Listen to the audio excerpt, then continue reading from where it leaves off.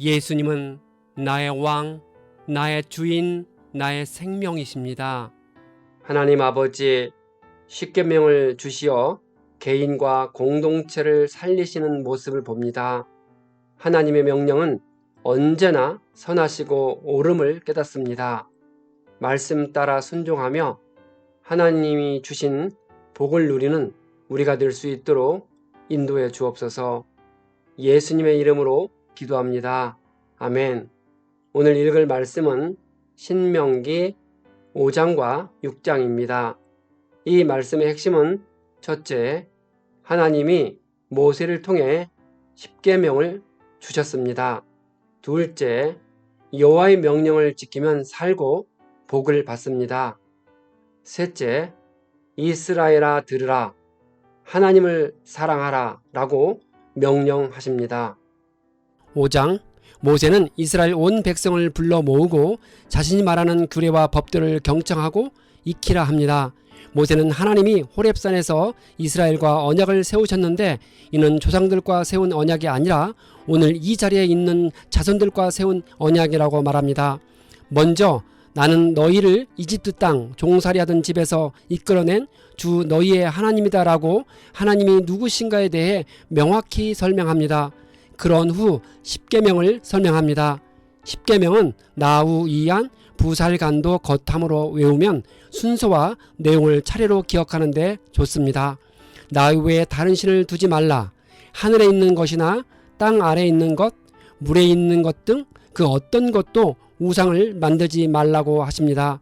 하나님을 사랑하고 계명을 지키는 자는 천대까지 은혜를 베푸시겠다고 언약하십니다. 하나님의 이름을 더럽혀서도 안 되고 하나님의 이름으로 가볍게 맹세해서도 안 됩니다. 안식일에는 주인은 물론이고 남종이나 여종도 아무 일도 하지 말라고 합니다. 심지어 소나 나귀나 집 짐승과 집안에 머무는 손님도 일을 해서는 안 된다고 합니다. 어떤 사람도 안식일을 거룩하게 지켜야 합니다.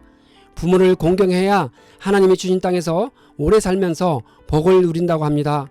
부모를 공경하라는 계명을 주신 이유는 사람이 자식은 저절로 사랑하지만 부모는 저절로 사랑하지 못하기 때문일 것입니다. 우리가 내 자식에게는 아낌없이 주면서 내 부모에게는 그렇게 하지 못할 때가 많습니다. 배우지 않고 저절로 부모를 공경하는 자식은 없는 것 같습니다. 또 살인하지 말아야 하며 간음하지 말고 도둑질하지 말아야 하며 자신의 이웃에게 거짓 증거하지 말아야 합니다. 이웃의 아내나 집이나 밭이나 남종이나 여종이나 이웃의 어떤 소유도 탐내지 말아야 합니다. 십계명을 자세히 보면 죄된 인간의 본성을 거스르고 노력해야 지킬 수 있다는 사실을 발견하게 됩니다. 십계명은 모든 율법의 핵심이요 본질로서 21세기를 살고 있는 우리에게도 적용됩니다. 십계명은 단순한 율법이 아니라 하나님이 사랑하는 자녀에게 주는 언약입니다.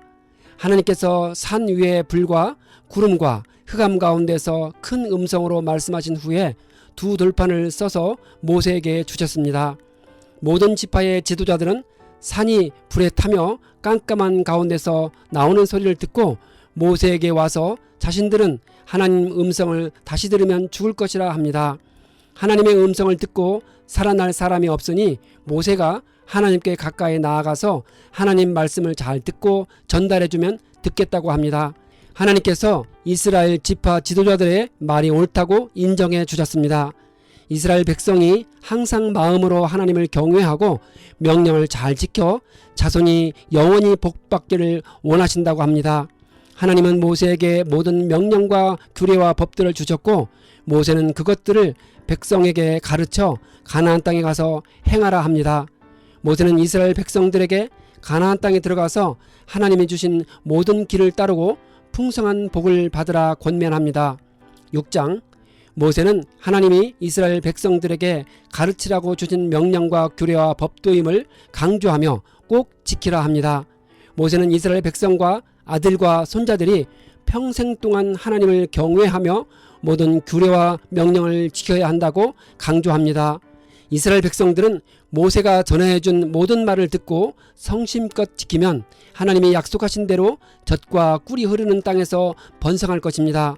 신명기 6장 4절은 쉐마 이스라엘, 이스라엘아 들으라. 우리 하나님 여호와는 오직 유일한 여호와의 신이라고 시작합니다. 하나님만이 절대적인 유일한 신이시고 하나님 이외에는 다른 신은 없음을 자녀들에게 가르쳐야 합니다. 우리는 많은 신의 존재를 인정하는 다신론이나 일체의 자연은 신이고 신이 곧 일체의 자연이라고 믿는 범신론을 배격합니다. 또한 유일신 여호와 하나님이 아닌 또 다른 하나의 신을 믿는 단일신론까지 단호히 배격해야 합니다. 우리는 마음을 다하고 뜻을 다하고 힘을 다하여 하나님을 사랑해야 합니다. 하나님 말씀을 마음에 새기고 자녀들에게 부지런히 가르쳐야 하는데 집에 앉았을 때나 길을 갈 때나 누웠을 때나 일어날 때 어느 때고 말씀을 강론해야 합니다. 말씀을 이마나 손목에 새겨 기호로 삼고 문설주에 기록하라 합니다. 마치 손과 미간에 글자를 새겨 넣은 것처럼 하나님의 말씀을 마음에 깊이 새겨 영원히 잊지 말라는 상징적인 의미입니다. 후일 유대인들은 이 말씀을 문자 그대로 받아들여 천이나 가죽에 써서 팔에 차거나 이마에 두르기도 했습니다. 말씀을 순종하면 아브라함과 이삭과 야곱에게 주신 땅을 주시겠다고 하십니다. 하나님을 시험하지 말고 자녀들에게 하나님을 경외하는 신앙을 반드시 전수하라는 것입니다. 하나님 보시기에 정직하고 선량한 일을 하면 복을 받을 것이라 합니다. 이스라엘 백성들에게 하나님이 이집트 종살이에서 인도하셨음을 잊지 말고 여호와를 경외하라고 합니다. 그들이 마사에서 하나님을 시험한 것 같이 시험하지 말고 주님 보시기에 정직하고 선량하게 살면서 복받으라 합니다. 후일의 아들, 딸들이 우리 하나님이 명령하신 증거와 규례와 법도가 무엇이냐고 물으면 하나님께서 10가지 재앙을 일으켜 이집트에서 해방시키셔서 조상들과 언약한 가나안 땅을 주셨다고 설명해 주라 합니다. 여호와께서 주신 모든 규례를 지키라 명령하셨으니 이스라엘 백성들이 여호와 하나님을 경외하여 항상 복을 누리게 하시려 했습니다. 하나님은 이스라엘 백성이나 신약시대에 살고 있는 우리와 항상 같이 살아계시는 분이십니다. 모든 부모는 하나님과 함께 살아가면서 자녀에게 신앙의 여정을 설명해 줄 수 있는 실력을 갖추도록 부단히 노력해야 합니다.